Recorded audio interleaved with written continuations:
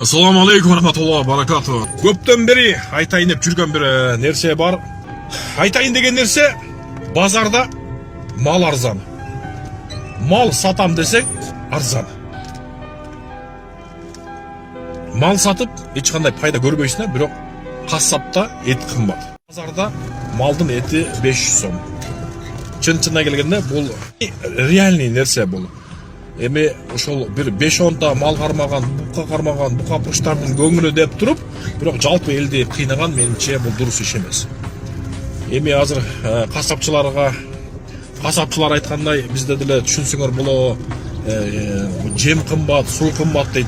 Бирок билбейм, бирок кандай болгон күндө да элдин тарабын дагы ойлош керек, элдин тарабын дагы алыш керек. Эми кандай болгон күндө да биз жалпы эл менен чогуу болгонубуз жакшы. Анткени биздин да карманган денибиз, биздин да карманган жолубуз ушул нерсеге тастыктайт да, анткени биз жамаатпыз. Жамаат эмне болсо, көпчүлүк эмне болсо, биз да ошол болушубуз керек.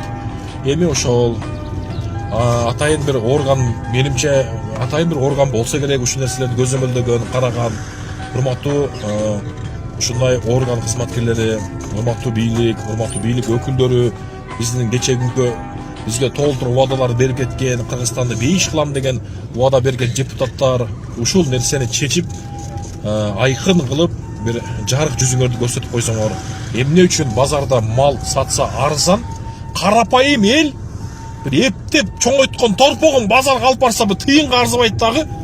Ошол эле бечара байкуш небере чеберелери менен бала чакасы менен келип бир шорпо салып бир дымдама жасап эт жейин десе, кассапта эт кымбат. Бул нерсе болбойт, чындыгыначы.